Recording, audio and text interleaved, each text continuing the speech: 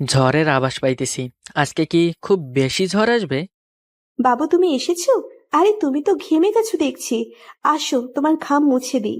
তুমি এত মিষ্টি করে কথা বলছো, আমি এত লেট করে আসার পরও এটা মাথায় ঢুকছে না। কি বলো তুমি এইসব? তুমি তো লেট করেই আসবা, আর আমি তোমার জন্য ওয়েট করব সারাদিন। প্রতিদিন ভালোবাসার নতুন নতুন গল্প পেতে চ্যানেলটি সাবস্ক্রাইব করে পাশে থাকা বেল বাটনে ক্লিক করুন। ঝড়ের আভাস পাইতেছি। আজকে কি খুব বেশি ঝড় আসবে? কি বলো বাবু, ঝড় আসবে কেন? না, তুমি এত মিষ্টি করে কথা বলছো, আমি এত লেট করে আসার পরও এটা মাথায় ঢুকছে না।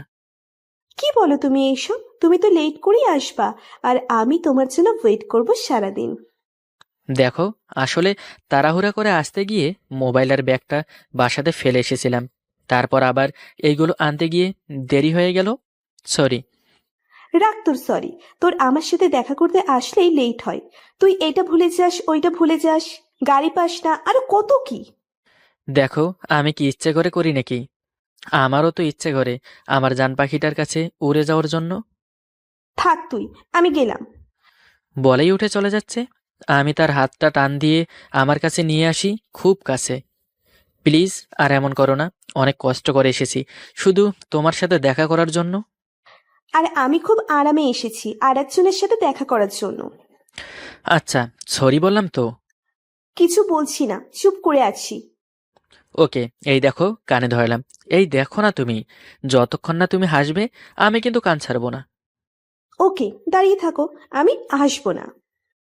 এই প্লিজ, দেখো এখানে কত মানুষ দাঁড়িয়ে আছে আর কিভাবে তাকাচ্ছে দেখো।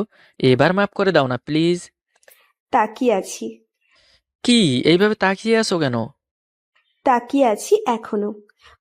আচ্ছা ঠিক আছে, আমাকে যদি তুমি সবার কাছে ছোট করে খুশি হও তাহলে করো, আমি আর কিছু বলবো না। হয়েছে, আর ভাব নিতে হবে না, কান ছাড়ো। ভাব তো তোমাদের সম্পত্তি, আমি কি করে নিব? কি বললা? আমি ভাবনি? তাহলে কিস করো। কি? হুম, তাহলে মনে করবো তুমি ভাব নাও না। না, করব না। হুম, আমি তো বলেইছিলাম এটা তোমাদের সম্পত্তি। আহ কিছু বলতে পারলাম না, কিস করে দিল। মেয়েটা পারেও বটে, আমাকে অনেক ভালোবাসে, কিন্তু একটু রাগী। তবে তার মনটাও খুব কোমল। ওহো, তার নামটাই তো বলা হলো না। তার নাম আফসানা, ইন্টার প্রথম বর্ষের স্টুডেন্ট। আর আমি হলাম আবির, অনার্স দ্বিতীয় বর্ষে পড়ি। 2 বছরের রিলেশন আমাদের। সে দেখতে তেমন বেশি সুন্দরী না, কিন্তু আমার কাছে তাকে পরীর চেয়েও সুন্দর বলে মনে হয়। তার বাঁকা ঠোঁটের হাসিটাই যথেষ্ট আমাকে ঘায়েল করানোর জন্য। আমি তার হাসিটার প্রেমেই পড়েছিলাম। আর যখন সে খুব রেগে যায়, একদম বাচ্চাদের মতো দেখতে লাগে।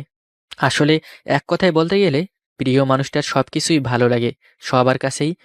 হোক না সে দেখতে অসুন্দর, তবুও সত্যিকারের ভালোবাসার মানুষটার কাছে সে পরীর চেয়েও সুন্দর। হঠাৎ ফোনটা বেজে উঠল, সে দেখি আফসানা কল দিয়েছে। হুম, কি করো? এই তো বসে আছি। তুমি? তোমার কথাই ভাবছিলাম। হুম। মিথ্যে বলার আর জায়গা পাও না, তাই না? অন্য কোনো মেয়ের কথা ভাবছিলে, আর এখন আমি ফোন দেওয়াতে বলছো আমার কথা ভাবছিলে। আরে সত্যি, তোমার কথাই ভাবছিলাম। তাহলে তুমি নিজেই আমাকে কল দিতে। আরে তুমি কলটা না দিয়ে দেখতে, আমি দেই কি না। হুম, বুঝছি। মিথ্যুক একটা। কাল বিকালে চলে এসো, দেখা করব। আচ্ছা, চলে আসবো। আমরা যেখানে সবসময় দেখা করি সেখানেই তো। হুম। ওকে। পরের দিন আসার সময় আমি যেই গাড়িতে ছিলাম সেটা অ্যাক্সিডেন্ট করে। আমার সাথে যেই যাত্রীরা ছিল তাদের অনেকের হাত পা ভেঙে গেছে। তাদেরকে হসপিটালে নিয়ে ভর্তি করাতে 5টা বেজে গেল। আর আমার পায়ে একটু ব্যথা পেয়েছি, তাই হাঁটতে অসুবিধা হচ্ছে। খুঁড়িয়ে খুঁড়িয়ে হাঁটতে হচ্ছে। অনেক দেরি হয়ে গেছে, তাই আর দেরি না করে রওনা দিলাম। আফসানা হয়তো অনেকক্ষণ ধরে অপেক্ষা করছে। এই অবস্থা নিয়ে যেতে যেতে আরো আধা ঘন্টা চলে গেল। গিয়ে দেখি আফসানা চলে গেছে। ফোন দিতে গিয়ে দেখি মোবাইলটাও বন্ধ হয়ে আছে। অন করে ফোন দিলাম, দেখি আফসানার মোবাইলটা বন্ধ। কয়েকবার ট্রাই করার পর আর করিনি। তারপর ডাক্তারের কাছে গিয়ে কিছু ঔষধ নিলাম। ব্যথা অনেক করছে, তাই না গিয়ে পারলাম না।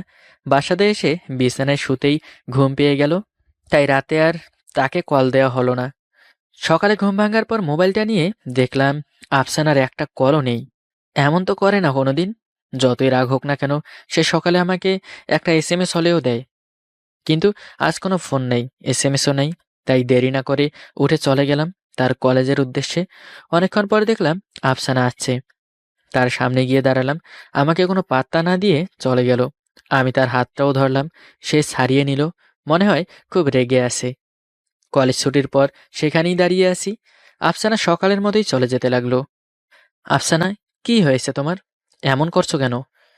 এই কে আপনি? দেখো, কি কারণে কল আসতে দেরি হয়েছিল সেটা তো শুনবে। আমার কোনো কিছুই শোনা লাগবে না। বলেই চলে গেল। সে একটা বারও তাকালো না আমার দিকে ভালো করে। যদি তাকাতো তাহলে নিশ্চয়ই জিজ্ঞেস করতো আমার পায়ে কি হয়েছে। কাল তার সাথে যে করেই হোক কথা বলতে হবে। আজ আবার দাঁড়িয়ে আছি তার জন্য কালকের জায়গাতেই। ওই তো আসছে। তার চোখের নিচে কেমন যেন কালো হয়ে আছে। ফোলা ফোলা চোখ দুটি লাল হয়ে আছে। আফসানা, তোমার সাথে আমার কিছু কথা আছে, তোমার শুনতেই হবে। বললাম না আমি কিছু শুনতে চাই না। আর শুনুন, আমার বিয়ে ঠিক হয়ে গেছে। আপনার সাথে কথা বলতে কেউ দেখলে প্রবলেম হবে। আপনি চলে যাবেন প্লিজ। সে কথাগুলো নিচের দিকে তাকিয়ে বলছে। হয়তো চোখে চোখ রেখে বলতে পারবে না, তাই। এই কথা শুনে আমার মাথা গরম হয়ে গেল। তাই তার হাত ধরে বললাম, চলো। ছাড়ো আমাকে, আমি চিৎকার করব। কিন্তু চিৎকার করছে না। আমি তাকে টেনে একটু আড়ালে নিলাম। আমাকে এখানে এনেছো কেন? বললাম না আমার বিয়ে ঠিক হয়ে গেছে। ঠাস করে মারলাম একটা চড়। ইচ্ছে করছে আরো কয়েকটা দেই। এই কি হয়েছে, হ্যাঁ? আমি কতবার করে বলছি যে আমার একটা কথা শোনো, তারপরও কেন এমন করছো? একদম ভয়ে চুপ করে আছি। আরে ওই দিন আমি অ্যাক্সিডেন্ট করেছিলাম। একটা বার যদি আমার দিকে ভালো করে তাকাতা তাহলে বুঝতে পারতা। আমার দিকে অবাক দৃষ্টিতে তাকিয়ে আছে আর ওপর থেকে নিচ পর্যন্ত দেখছে। কিছু বলতে যাবে, আমি তখনই বলি, চুপ, আগে আমি শেষ করব, তারপর কথা বলবি। আরে ভালোই তো বাসো না, তাহলে এমন করছো কেন? চোখ দিয়ে পানি পড়ছে আমার। আরে ওই দিন আসার সময় আমি যেই গাড়িতে ছিলাম সেটা অ্যাক্সিডেন্ট করে সবাইকে হসপিটালে ভর্তি করে নিজের শরীরের দিকে নজর না দিয়ে ছুটে গিয়েছিলাম তোমার কাছে। তুমি সেইখানে ছিলা না। এটাই বলতে চাইছি এই 2টা দিন ধরে। আর কি বলছিলে? তোমার বিয়ে ঠিক হয়ে গেছে, তাই না? এই শোনো, তার কোমরে হাত দিয়ে কাছে এনে, তুমি আমার, শুধু আমার ছিলি, আমার থাকবি, আমার হবি। দরকার পড়লে তোকে তুলে নিয়ে যেয়ে বিয়ে করব, তাও তুই আমার। আফসানা কান্না করছে আর আমার বুকে মুখ লুকালো আর বলতে লাগলো, সরি আবির, আমাকে মাফ করে দাও। আমি তোমাকে অনেক কষ্ট দিয়েছি। আমাকে দিয়েছো আর নিজে পাওনি? চোখ দুটো তো ফুলিয়ে ফেলেছো। হুম, তোমাকে যে বড্ড বেশি ভালোবাসি। জানো, এই কয়দিন কিছুই খেতে পারিনি, শুধু কেঁদেছি। তাহলে তুমি যে বললে তোমার বিয়ে ঠিক হয়ে গেছে? কি ভেবেছো আমি চলে গেলে শান্তিতে থাকবে? কখনো না। তোমাকে আমি বাকি জীবনটাও চালাবো। ওটা আমি ডাক করে বলেছি। না রে, তুই তো আমার শান্তি। তোকে ছাড়া কি আমি বাঁচতে পারবো? আর আমিও তোর জ্বালাতে জ্বলতে চাই। আমি আবারও ডাকলাম, এই মিহিন। মিহিন এবারেও এলো না। প্রথমবার তো সাড়া দিল, এবার তাও করলো না। আমি মেজাজ গরম করে দাঁড়িয়ে থাকলাম। আমার রাগ উঠতে থাকে। সারাবেলা অফিস করলাম, এই কাজ সেই কাজ করে ক্লান্ত আমি। শেষবেলা ঘরে এসে যদি একটুখানি শান্তি না পাই তাহলে কেমনটা লাগে? রাগ কি একটুও ওঠে না? এমনিতে সামান্য ব্যাপারেও আমি মাঝে মাঝে ভীষণ রেগে যাই। নিজেকে নিয়ন্ত্রণ করতে পারি না। আমার রাগটাই এমন, উঠে তো উঠেই, তারপর চট করেই পড়ে যায়। আমি এবার খানিকটা কড়াসরেই ডাকলাম, এই মিহিন, কই তুমি? এদিকে আসো বলছি। আমি তার সাড়া পাবার অপেক্ষা করলাম, পেলাম না। আমার রাগ আরও বাড়ল। আমি কোমরে হাত দিয়ে দাঁড়িয়ে থাকি। হঠাৎই মিহিন চুল বাঁধতে বাঁধতে রুমের সামনে এসে দাঁড়ায়। এসেই কেমন একটা স্বরে বলে, কি ব্যাপার, এমন চেঁচাচ্ছ কেন? আমার ভুরু কুঁচকে আসে, গা ঘেমে গিয়েছে এতক্ষণে। আমি ওর দিকে তাকিয়ে রাগী স্বরে বলি, আমি চেঁচাচ্ছি? তা নয় তো কি, চেঁচিয়ে চেঁচিয়ে তো ঘর মাথায় তুলে নিচ্ছ। তা এত চেঁচাচেঁচি কিসের? আমি খানিকটা সিরিয়াস ভঙ্গিতে বললাম, আমি চেঁচিয়ে চেঁচিয়ে ঘর মাথায় তুলে দিচ্ছি? উফ, তুমি এত পেঁচালো? কি বলবে সোজাসুজি বললেই তো পারো।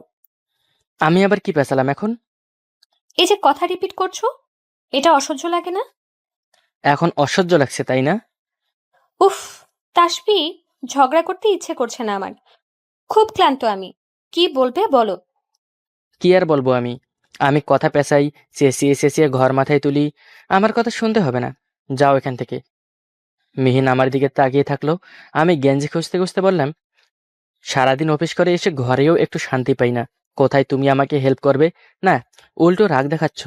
তুমি একাই যেন ক্লান্ত হও, আমাকে যেন ক্লান্তি ধরে না। মিহিন এবারেও কিচ্ছু বলল না। আমি আলমারিতে ভেতরে গেঞ্জিটা খুঁজতে থাকলাম, পেলাম না। জোরে একটা লাথি মারলাম আলমারিতে।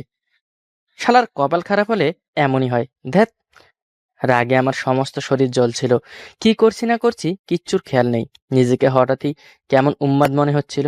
মেহিনের দিকে তাকিয়ে চোখ পড়তেই দেখলাম সে কেমন ভুরু কুঁচকে তাকিয়ে আছে। আমি এবার খানিকটা জোরেই বললাম, এখানে দাঁড়িয়ে দাঁড়িয়ে লুক দেওয়ার দরকার নেই। তোমাকে যেতে বলছি, যাও এখান থেকে। আশ্চর্য ব্যাপার, তুমি এমন করছো কেন? যেমনই করি তাতে তোমার কি? তুমি যাও এখান থেকে। তোমাকে দেখলেও আমার রাগ উঠছে। খুব বাড়াবাড়ি করছো বলে দিচ্ছি। হ্যাঁ, আমি সবসময় বাড়াবাড়ি করি। তুমি তো কিছুই করো না, ধোয়া তুলসী পাতা। আমি কি করলাম? কিচ্ছু করনি। এতক্ষণ যে ডাকছি একবার শোনোনি? শুনছো তো নাকি? কিন্তু সাড়া দেওনি। তবে কেন? দেওয়াটা তো প্রয়োজনবোধ মনে করো না? দেখো, অযথা রাগ দেখাবা না। তুমি অফিস করো, তাই বলে এটা ভেবো না যে আমি বাসায় বসে বসে আরাম করি। বাসাতেও আমাকে অনেক অনেক কাজ করতে হয়, তাই রাগ দেখালে একটু ভেবেচিন্তে দেখাবে। তুমি যাও তো এখান থেকে। কি কাজ করো জানি তো। সারাদিন রান্নাঘরে পড়ে থাকো, কাজের কাজ তো কিছুই করো না। তোমার কি মনে হয় আমি সাধে পড়ে থাকি ওখানে? আমি কি রান্নাঘরে বসে বসে ঘাস কাটি? তোমরা ঘাসই কাটো। দেখো, এবার আমার মেজাজ গরম হয়ে যাচ্ছে কিন্তু। হলে হলে কি হবে? কি করবে তুমি? যাও তো, রান্নাঘরে পড়ে থাকো। তোমাকে ওখানেই মানায়। এই বলে আমি রুম থেকে বেরিয়ে এলাম। আকাশি কালারের টি শার্টটা গায়ে দিয়ে একেবারে ঘর থেকেই বেরিয়ে গেলাম। আসার সময় দরজাটা খুব জোরেই বন্ধ করলাম। বাজে একটা শব্দ হলো। আমার চেঁচামেচি কানে এলো। আমি গায়ে মাখালাম না, সিঁড়ি বেয়ে নেমে এলাম। আমার সমস্ত শরীরে রক্তের প্রতিটি কণিকায়, প্রতিটি কোষে কোষে যেন রাগ ঘুরছে। আমি বাসা থেকেই বেরিয়েই হাঁটা ধরলাম। কোন দিকে হাঁটছি খবর নেই। কিছু দূর হেঁটে আসতেই আমার মনে হলো, আশ্চর্য ব্যাপার, আমি কেন রাগ করেছি? এই ব্যাপারটা তো মিহিন জানে না, অথচ তাকে এটা জানানো উচিত ছিল। কার সাথে রাগারাগি হলে অবশ্যই তাকে রাগারাগির কারণটা জানানো উচিত। না জানিয়ে রাগ করাটা বোকামি, অর্থহীন। পরবর্তীতে মেজাজ পড়ে গেলে একটা অর্থহীন অস্বস্তিকর মুহূর্তে তৈরি হবে। আমার রাগটা ওর কাছে হাস্যকর হয়ে দাঁড়াবে। এই ব্যাপারটা ঠিক হয়নি। ওকে অবশ্যই রাগের কারণটা জানানো উচিত ছিল। বাসায় গিয়ে ওকে রাগের কারণটা বলে আসবো নাকি? যাব না, গেলে সেটা আরো হাস্যকর হবে। আমি মোড়ের দোকানের সামনে গিয়ে বসলাম। রাগ এখন আমার নিজের ওপরই হতে লাগলো। আমি চুপচাপ বসে থাকলাম ওখানে। মাথাটা কেমন জানি ভন ভন করছে। পুরো ব্যাপারটাই মাথায় ঘুরপাক খাচ্ছে এখন। কি করলাম? কেন রাগ করলাম? কেনই বা এখানে এলাম? এসব নিয়ে ভাবতে থাকলাম। দোকানটা বন্ধ, বাহিরে সিঁড়ির মতো কিছু অংশ রাখা। আমি সেখানে বসে আছি। আমার মন খারাপ। এতক্ষণ রাগ ছিল, রাগটা এখন পানি হয়ে গিয়েছে। সেই রাগ এখন মন খারাপে পরিণত হয়েছে। হঠাৎই দেখলাম নিশাত কি নিয়ে যেন যাচ্ছে। আমার সাথে চোকাচুকি হতেই এদিকে আসলো, বলল, কি রে, তোকে তো মনে হয় রোজা বেশ ভালোভাবেই ধরেছে। অফিস করে ক্লান্ত আছি রে ভাই। ক্লান্ত থাকলে বাসাতে না শুয়ে থাকবি। বাইরে কি? কিছু না, তুই কোথায় যাচ্ছিস? ঘরে লবণ শেষ হয়ে গিয়েছিল, সেটা আনতে নিচে আসলাম। তোকে তো দেখাই যায় না, থাকিস কই? অফিস করি, বিকেলে বাসাতে এসে টুকটাক কাজ করি, রাতে বিশ্রাম এবং তারাবিদের সময়টা পেরিয়ে যায়। আমি খানিকটা ভুরু কুঁচকে বললাম, বাসাতে কিসের কাজ করিস? ইফতার তৈরিতে বউকে সাহায্য করিস নাকি? ও হাসে, বলে, ওকে সাহায্য করবো কেন? কাজটা ওর একা নাকি? কাজটা আমাদের, তাই একসাথেই করি। এতে ওরও কষ্ট কম হয়, কাজটাও দ্রুত শেষ হয়। বাবা, বন্ধু আমার বউ পাগল। ও এবারেও হাসে, তারপর বলে, এসব তুইও তো বলতি, এখন আমাকে বলছিস বউ পাগল? আমার মনটা কেমন যেন আরো ভীষণ খারাপ হতে লাগলো। বলি, ইদানিং অফিসে বেশ কাজের প্রেসার, তাই ঘরের কাজে সাহায্য করতে পারি না। মেজাজটাও কেমন মাথায় চড়ে থাকে। নিশাত কিছু সময় আমার দিকে চেয়ে থাকে, বলে, ভাবির সাথে রাগারাগি হয়েছে? আমি অন্যদিকে তাকাই, চোখে মুখে রুক্ষতা, অথচ মন ভর্তি বেদনা, আফসোস, কিংবা দলা পাকানো একগুচ্ছ অর্থহীন অভিমান। নিশাত বলে, রাগলি কেন? আমি একবার ওর দিকে তাকাই, আবার অন্যদিকে। বলি, জানিসই তো, হুটহাট আমার রাগ উঠে যায় খুব। এই জিনিসটা ছাড়তে পারিস না? চেষ্টা করছি, হয় না। নিশাত কিছু সময় চুপচাপ আমার কাছে বসে থাকে। আমিও বসে থাকি। কিছুই যেন ভালো লাগে না, অস্বস্তি হতে থাকে। মেয়েটা সত্যি রেগে গিয়েছে। আজ কি হবে ঘরে কে জানে। নিশাত বলে, এক কাজ কর, এখানে বসে না থেকে ঘরে যা, পারলে কিছু কাজ করে দে। যদি ভাবির রাগ কিছু পরে আর কি, এছাড়া আর কোনো উপায় দেখছি না। আমি ফ্যাকাশে হাসি দেই, হাসতেও যেন মন চায় না। বলি, তুই যা, আমি আসছি। নিশাদ উঠে দাঁড়ায়, আমার হাত ধরে টান দেয়, বলে, আরে চল তো, এখানে বসে থেকে লাভ নেই, ওখানে কিছু করার চেষ্টা কর। আমি কেমন অনিচ্ছা সত্ত্বেও উঠে আসি, বাসার সামনে এসে দাঁড়াই। নিশাদ চলে গিয়েছে, তাদের বাসাটা অন্যদিকে, আমারটা এইখানে। আমি কিছু সময় নিচে দাঁড়িয়ে থাকলাম। উঠবো কি উঠবো না এমন চিন্তায় পড়ে গেলাম। কেমন জানি লজ্জা লাগছিল, কিংবা হঠাৎই রাগ পড়ে যাওয়ায় ঘরে যাচ্ছি বলে কেমন অস্বস্তি চেপে ধরছিল।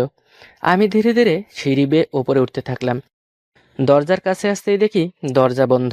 আমি কিছু সময় সেখানে দাঁড়িয়ে থাকি। নক করব কি করব না এমন এক চিন্তায় আমার সমস্ত মস্তিষ্ক ব্যতিব্যস্ত। অথচ ঘরটা নিজেরই। একটু আগে অফিস থেকে এসে কি সাবলীলভাবে নক করেছিলাম, ঘরে ঢুকে শাওয়ার নিয়েছিলাম, তখন অন্যরকম একটা স্বাচ্ছন্দ্য ছিল। এখন যেন সেটা নেই। মনের ভিতরে একগাদা অপরাধবোধ চেপে আছে কিছু অর্থহীন অভিমান।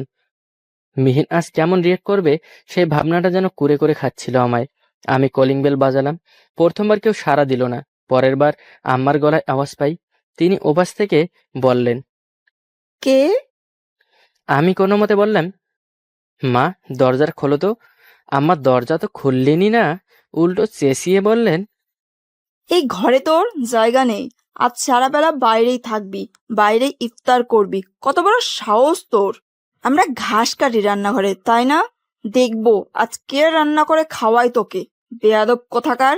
এক্কেবারে বাপের মতো বদমেজাজি হয়েছে এই ছেলে। আমি জিভে কামড় দিয়ে দাঁড়িয়ে থাকলাম। হায় কপাল, মাও রাগ করেছে এবার। আজ মনে হচ্ছে ঘরের খাবার কি থাকার জায়গাটাও জুটবে না। আমি কিছু সময় দরজার সামনে দাঁড়িয়ে থাকি। মেজাজ মার্জি আবার খারাপ হতে লাগলো। এবার অবশ্য নিজের উপরই হচ্ছে। অযথাই তখন রাগ দেখালাম। রাগ দেখানোটা উচিত হয়নি। তার ওপর কি না কি বলেছি কে জানে। এমনিতেই রেখেছি রোজা, তার ওপর অফিসের কাজের প্রেসারে দম বন্ধ করা অবস্থা। সেসব পেরিয়ে ভাবলাম ঘরে এসে আরামদায়ক একটা ঘুম দেব। কিন্তু হলো কি, এখন ঘর ছাড়া হতে হচ্ছে। আমি ছাদের দিকে এগিয়ে যাই। ইফতারের এখনো 1 ঘন্টার মতো সময় বাকি। শরীরটা যেন আর পারছিলাম না ওপরের দিকে টেনে তুলতে। খুবই ক্লান্ত লাগছিল। মনে হচ্ছিল ছাদেও উঠতে পারবো কি পারবো না। কেমন অসার অসার লাগছিল। তবুও কোনো রকম ছাদে উঠে এলাম। উঠতেই দেখলাম সোমা নামের মেয়েটা দাঁড়িয়ে আছে। সোমা বাড়িওয়ালের বড় কন্যা। এই হলো আরেক মুসিবত। এই মেয়ে এত কথা বলে যা বলার মতো না। আমার আজকের দিনটাই খারাপ যাচ্ছে। কোথায় ভাবলাম ছাদে এসে একটু আরাম করে বসবো, প্রকৃতি দেখবো, মনটাও কিছুটা ভালো হবে। কিন্তু তার হলো কই। আমি ধীরে ধীরে উত্তর দিকের রেলিং এর কাছে গেলাম। রেলিং এর ধারে বসার জায়গা আছে। আমি সেদিকে এগিয়ে যাই। আমাকে দেখতেই সোমা বলে ওঠে, আরে তাসফি ভাই, কি খবর? আমি বসতে বসতে বলি, এই তো ভালো। তোমার কি খবর সোমা? এই তো ভাইয়া ভালো। আঙ্কেল আন্টির কি খবর? আলহামদুলিল্লাহ, ভালো আছেন? সোমা এদিকে এগিয়ে এসে বলে, ভাইয়াকে ভীষণ ক্লান্ত লাগছে যে। রোজা অফিস দুটো মিলিয়ে বেশ ক্লান্ত লাগছে। তার উপর ব্যবসা গরম, বুঝোই তো। তা ঠিক। প্রথম রোজাগুলো খুব ভালোভাবেই রাখা গিয়েছে। বৃষ্টি ছিল, পরিবেশটাও বেশ ঠান্ডা ছিল, ভালো লাগতো। এখন যা গরম পড়েছে, গরম পড়লে রোজা রাখতে কষ্ট হয় অনেক। আমি অন্যদিকে তাকিয়ে থাকলাম, বললাম, হুম। সোমা কিছু বলল না, চুপচাপ দাঁড়িয়ে থাকলো। তারপর গিয়ে দোলনায় গিয়ে বসলো। দোলনাটা ঠিক আমার দিকে মুখ করে রাখা। সোমা সেখানেই বসেই বলল, ভাইয়া, হুম। আপনি আর মিহিন ভাবি প্রেম করে বিয়ে করেছেন, তাই না? হ্যাঁ। আপনাদের প্রেম হয় কখন থেকে? ইন্টার নাকি অনার্স লেভেল থেকে? মাস্টার্স থেকে। এর আগে আপনি সিঙ্গেল ছিলেন? হ্যাঁ। আমার বিশ্বাস হচ্ছে না ভাইয়া। কেন? আপনার মতো একজন হ্যান্ডসাম ছেলে এতদিন সিঙ্গেল ছিল, সেটা মানা যায় না। মানা যায় না কেন? কারণ এমন ছেলেরা প্রেম করে অনেক, তাই। তোমার ধারণা আমি অনেক প্রেম করেছি? হ্যাঁ। করতে পারলে তো হতোই। তার হলো কই। মানে? মানে ভাইয়া জীবনে কেবল একটাই প্রেম করছি। একজনকে মনে প্রাণে ভালোবেসেছি এবং আলহামদুলিল্লাহ আমি তাকে নিজের করেও পেয়েছি। সোমা হাসে, বলে, আপনি ভাগ্যবান ভাইয়া। আমিও হাসি। আসলেই আমি ভাগ্যবান। বলি, তোমার কি খবর? সেদিন দেখলাম এক ছেলের সাথে কোথায় যাচ্ছ। কে সে? সোমা লজ্জা পায়, মাথা নিচু করে বলে, এমনি ফ্রেন্ড। আসলেই? হ্যাঁ। বলতে চাচ্ছ তুমি সিঙ্গেল? হ্যাঁ। মজা করো না তো। তোমরা মেয়েরা বিয়ের পরেও সিঙ্গেল থাকো। সোমা হাসে, আর তার হাসি রহস্যময়। আমিও হাসি, আমার হাসি অস্বস্তিময়। আমাদের হাসাহাসির এমন পর্যায়ে দেখি মিহিন এসে দাঁড়িয়ে আছে ঠিক সোমার পিছনে। আমার দিকে কেমন করে যেন তাকিয়ে আছে, যেন আস্ত গিলে খাবে। আমি একটু নড়েচড়ে বসি, হাসিটা মুহূর্তেই বিলীন হয়। মিহিন পেছন থেকে বেশ স্বাভাবিকভাবেই বলে, এই, এদিকে আসো তো। আহা কি মধুমাখা কণ্ঠ! অথচ এর আড়ালেই আমার জন্য রাগের পাহাড়, অভিমান ভর্তি দুচোখ অপেক্ষা করছে। আমি জানি আজ আমার সাথে বাজে কিছু হতে যাচ্ছে, খুব বাজে। আমি উঠে আসি ধীর পায়ে। আসার সময় সোমাকে বলি, সোমা থাকো তাহলে, হ্যাঁ, তোমার ভাবি ডাকছে। সোমা হাসি মুখে বিদায় দেয়। মিহিনের দিকে তাকাতেই দেখি তার চেহারা কালো হয়েছে, কেমন ফ্যাকাশে রুক্ষতা ভর্তি চেহারা তার। আমার কেমন জানি মায়া হলো। এই মেয়েটাকে কি করে রাখলাম আমি? আমি ওর কাছে আসি, ও দাঁতে দাঁত চেপে বলে, ঘরে এসো। এই বলে ও চলে যেতে থাকে। আমিও ধীরে ধীরে নিচে নেমে যাই, ঘরের ভেতর ঢুকি। আম্মার রাগী স্বর শুনি না, আব্বা ঘুমিয়ে আছেন। আমি রান্নাঘরের কাছে যাই, আম্মা রান্নায় ব্যস্ত, মিহিন মাকে সাহায্য করছে। আমি কি করব ভেবে পাই না। নিজের রুমে আসি, কিছুক্ষণ শুয়ে থেকে উঠে যাই। রান্নাঘরে গিয়ে বলি, আমাকে কিছু করতে হবে মা? মা কিছু বলেন না, আমার দিকে তাকিয়েও দেখেন না। মিহিনকে বলি, দেখি আমাকে দাও, আমি পেঁয়াজটা কেটে দেই। মিহিনও আমার দিকে তাকায় না, মুখ ভর্তি তার অভিমান। আমি কিছু সময় তাকিয়ে থাকি ওর দিকে। ও মাথা তুলে দেখে একবার আমায়, তারপর চোখ নামিয়ে নেয়। আমার কেমন জানি লাগতে থাকে। উপায় না পেয়ে নিজের রুমে এসে শুয়ে থাকি। চোখটা লেগে আসে যেন, ক্লান্তি চেপে ধরে ভীষণভাবে। ইফতারটা রোবটের মতো করতে হয়। আম্মা আব্বা এবং মিহিন তারা ঠিকই হাসি মুখে কথা বলছে একজন অন্যজনের সাথে, এটা দিচ্ছে ওটা নিচ্ছে, অথচ কেউই আমার দিকে খেয়াল দিচ্ছে না, কথা বলছে না। আমার অস্বস্তি হতে থাকে, কেমন জানি লাগতে থাকে। আমি এভাবেই খেতে পারি না। ইফতারি ঠিকভাবে না করেই উঠে যাই আমি, নামাজ পড়ে শুয়ে থাকি। বসার ঘরে অল্প সাউন্ডে টিভিটা ছেড়ে দেই। কিছু সময় পর আব্বা আসেন, তিনি খবর দেখবেন। আমি উঠে যাই, আমার রুমের দিকে যেতেই দেখি দরজা বন্ধ। এখন থেকেই দরজা বন্ধ করে রেখেছে। আমি আম্মার রুমে যাই, উনি তখনও নামাজ পড়ছিলেন। আমি চুপচাপ ওনার বিছানার কাছে বসে থাকি, মুখ মলিন আমার। মা নামাজ শেষে বিছানায় উঠে বসেন, পান বানিয়ে মুখে দেন। তার কিছু সময় পর নিজে থেকেই বলেন, তোকে আজ ঘরের জায়গা দেওয়ার কোনো ইচ্ছাই আমার ছিল না। মিহিন অনুরোধ করে বলল, তাই তোকে ঘরে ঢোকার অনুমতি দিলাম। আমি কিছু বলি না, মাথা নিচু করে রাখি। আম্মা বলেন, এমনিতেই গরম পড়েছে, তারপর চুলার কাছে থাকলেই এমনিতেই গরম লাগে। এমন অবস্থায় রান্না নামক ঘাস কাটাটা যে কতটা আনন্দের, সেটা একদিন রান্নাঘরে আসলেই টের পাবি। আমি এবারেও চুপ করে থাকলাম, কিচ্ছু বললাম না। আম্মা আবার বললেন, তোর কি মনে হয় রান্না করাটা কি খুব সহজ কাজ? একদিন তরকারিতে লবণ কম হয়েছে, তোরা বাপ বেটা মিলে আবার দোষ ধরে বলিস। আমাদেরকে সেই লবণ ঠিকভাবে দিয়ে রান্নাটা সুস্বাদু করে রাঁধতে হয়, তা না হলে তোদের কথার নিচে পড়ে থাকতে হয়। মা তুমি তো জানো আমার রাগটা কেমন, হুট করেই কি হয়ে যায় সেটা আমি নিজেও জানি না। নিজের রাগকে নিয়ন্ত্রণ করতে শিখ। আমি কিছু সময় চুপ করে থাকি, তারপর বলি, সরি।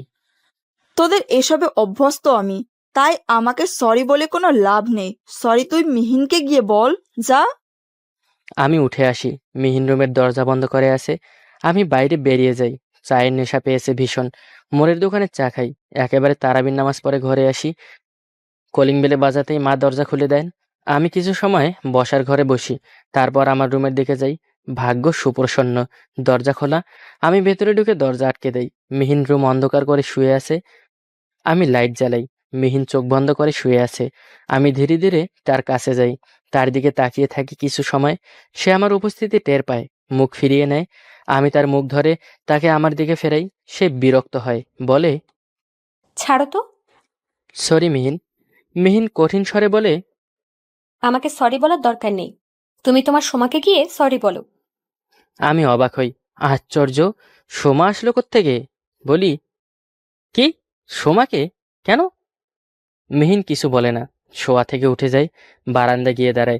বারান্দা ভর্তি জ্যোৎস্না। আশ্চর্য, আজ পূর্ণিমা নাকি? মিহিন বারান্দার গ্রিল ধরে দাঁড়িয়ে থাকে। আমি ওর পাশে দাঁড়াই, ভালো করে দেখি তাকে। মেয়েটার চোখ ভর্তি মায়া। চাঁদের আলো তার সমস্ত চেহারাটাকে কেমন উজ্জ্বল করে তুলেছে। তাকে কেমন অপরূপ সুন্দরী লাগছে। আমি ভালো করে দেখি তাকে। তার চোখ কেমন ফোলা, হঠাৎই কেমন চিকচিক করে উঠল। আমার বুকের ভেতর ধক করে উঠে। মিহিন কান্না করছে। বলি, কান্না করছো তুমি? মিহিন জবাব দেয় না। আমি আবারও বলি, মিহিন, তুমি কান্না করছো? মিহিন কেমন ধরে আসা আসা স্বরে বলে, কাজে তোমার কি?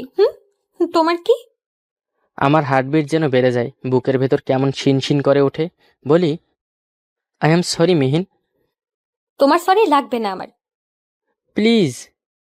হুম, কোনো প্লিজ নয়। মিহিনের স্বর কঠিন শোনায়। আমি তার হাত ধরে ফেলি, বলি, প্লিজ মিহিন। মিহিন আমাকে মৃদু ধাক্কা দেয়, বারান্দার দেয়ালের সাথে লেপ্টে ধরে আমায় টি শার্ট খামচে ধরে বলে, মেয়ে দেখলে মাথা ঠিক থাকে না, তাই না? মেয়েটার চেহারা কঠিন হয়ে আছে মুহূর্তে, যেন কথাটা এখনই মনে পড়েছে। চোখ মুখে অপ্রতিরোধ্য রাগ, চেহারা কেমন লালচে হয়ে আছে। আমি বলি, এই, কথা বলছো না কেন? কেন বলছি জানিস না? সোমার সাথে এত গল্প কিসের? এত হাসাহাসি কিসের? আমি তাকে কিছু বলি না, কেবল দেখে যাই, মনে মনে হাসি। অদ্ভুত এক আনন্দ হয় আমার। সে কেমন মায়াময় একটা স্বরে বলে ওঠে, আমি তোকে খুন করে ফেলবো কুত্তা। মেয়েদের কণ্ঠে গালিও কি অসাধারণ লাগে। বলি, এমন এক জ্যোৎস্না রাতে এমন সুন্দরী নারীর হাতে খুন হওয়াটাও অনেকটা ভাগ্যের। মিহিন আমার গেঞ্জিটা আরো শক্ত করে ধরে বলে, তোকে আজ মেরে ফেলবো আমি। বেয়াদব ছেলে, আমাকে খালি কষ্ট দেয়। মারো। মিহিন কাঁদো কাঁদো স্বরে বলে, রাগারাগি আমার সাথে করবি আর হাসাহাসি করবি অন্য মেয়ের সাথে? আমি তা কখনোই হতে দেব না। আচ্ছা, হতে দিও না। কোথায় আমার রাগ ভাঙাবি? তা না করে অন্য মেয়ের সাথে টাঙ্কি মারতেছিস। মিহিন আমাকে ছেড়ে দেয়, কিছুটা দূরে সরে যায়, আমার দিকে তাকিয়ে থাকে কেবল। আমি ওর দিকে তাকাই, ওর চোখে চোখ রাখি। মেয়েটার চোখে জল খেলা করছে যেন। বলি, সরি মিহিন, প্লিজ আর রাগ করে থেকো না। মিহিন বারান্দার গ্রিলের সাথে হেলান দিয়ে দাঁড়ায়, আমার দিকে তাকিয়ে থাকে এক দৃষ্টিতে। আমিও তাকে দেখে যাই। সে বলে, রান্নাঘরে ঘাস কাটি আমরা, তাই না? আমি মাথা নিচু করে নেই। সে আবার বলে, আমাকে রান্নাঘরেই মানায়, তাই তো? আমি কিছু বলি না। মিহিনের স্বর ভেজা, সে কান্না করে দেয়, গা কাঁপিয়ে কান্না করে সে।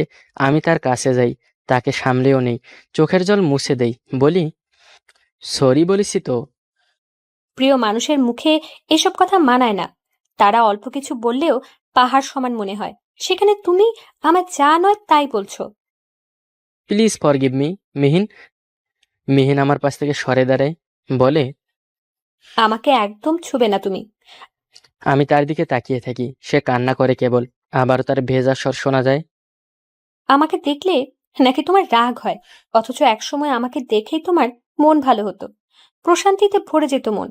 কত বলতে আমায়, আজ সেই কথাগুলো যেন ফিকে লাগে। আমি আরেকটু তার কাছে সরে যাই, তাই বলে এভাবে বলবে? তাকে জড়িয়ে ধরি চট করেই। সে ছাড়িয়ে নেওয়ার চেষ্টা করে বারবার, বলে, ছাড়ো আমায়, ছাড়ো বলছি। আমি তাকে ছাড়ি না, খুব শক্ত করে আঁকড়ে ধরে রাখি। সে একসময় ক্লান্ত হয়, কান্নার স্বর ভারী হয়, কাঁদতে থাকে। আমি তাকে বুকের সাথে মিশিয়ে রাখি। সে কাঁদতে কাঁদতে মাথা ফেলে আমায় বলে, আমি খুব কষ্ট পেয়েছি তাসফি, খুব কষ্ট পেয়েছি। আমি মেয়েটাকে আমার সাথে আরেকটু মিশিয়ে নিলাম। ভেজা স্বরে বললাম, আর একটা কথাও বলো না। জড়িয়ে ধরেছি না, এখন সব ঠিক হয়ে যাবে। দেখো। মিহিন আমাকে জড়িয়ে ধরে তখন, আমার মাথায় চেপে ধরে নিজের কাঁধের কাছে, চুলের ওপর হাত বুলিয়ে দেয়। বলে, তুমি সব সময় আমার কাছে থাকবা, আমার সাথে যত ঝগড়াই হোক আমার কাছে কাছে থাকবা। ছাদে যাওয়ার দরকার নেই, কোনো মেয়ের সাথে কথা বলার প্রয়োজন নেই। জানো না আমার সহ্য হয় না এসব। সরি। সরি বললে হবে না, তাহলে কি করতে হবে? প্রতিজ্ঞা করতে হবে। আচ্ছা, প্রতিজ্ঞা করলাম। কি প্রতিজ্ঞা? তোমার সাথে ঝগড়া হলে তোমার কাছে কাছে থাকবো, বাহিরে কোথাও যাব না, মেয়েদের সাথেও কথা বলবো না। মিহিনের গলা দিয়ে দীর্ঘশ্বাস আসে, বলে, হুম, তুমি কথা দাও, কিন্তু রাখতে জানো না। কে বলল? আমি বলেছি। আমি ওকে ছাড়িয়ে নিতে চাই, ওকে দেখবো বলে। আমাকে নড়তে দেখেই বলে, খবরদার, ছাড়বা না আমায়। আমার মন এখনো ভালো হয়নি, এভাবে জড়িয়ে ধরে রাখো। মন ভালো হলে আমি নিজেই ছাড়িয়ে নেব। তার আগ পর্যন্ত এভাবে থাকো, এটাই তোমার শাস্তি। আমি কিছু বলি না আর, জড়িয়ে ধরে রাখি ওকে। সে নিজেও আমাকে জড়িয়ে ধরে রাখে, আমার চুলে হাত বুলিয়ে দেয়। কিছু সময় পার হয় ভীষণ নীরবতায়। হঠাৎ করে সে বলে ওঠে, আচ্ছা, তখন তুমি রাগিয়েছিলে কেন? সে আমার কাঁধ থেকে মাথা তুলে দাঁড়ায়। আমি লজ্জা পাই, হাসি আসে, বলি, বাদ দাও, শুনতে হবে না। এই বলে আমি ওকে দেয়ালের সাথে লেপ্টে ধরি। সে মিশে যায় দেয়ালের সাথে, আমার চোখে চোখ রাখে, বলে, দুষ্টামি করবা না, আগে বলো কেন রেগেছিলে। তোমাকে খুব সুন্দর লাগছে মিহিন। মিহিন আমার দিকে চেয়ে থাকে কিছু সময়, চট করে চোখ সরিয়ে নিয়ে বলে, উফ, এভাবে তাকিয়ে থেকো না, আমি পাগল হয়ে যাব। বলো না, কেন রেগেছিলে? আমি দীর্ঘশ্বাস ফেলি, বলি, নেভি ব্লু কালারের গেঞ্জিটা পাচ্ছিলাম না, তাই। মিহিন কেমন করে যেন তাকায়, বলে, একটা গেঞ্জির জন্য এমন করেছিলে? আমি মাথা নিচু করেই নেই। মেয়েটা চট করেই হেসে ওঠে। হঠাৎই ভীষণ হাসতে থাকে মেয়েটা।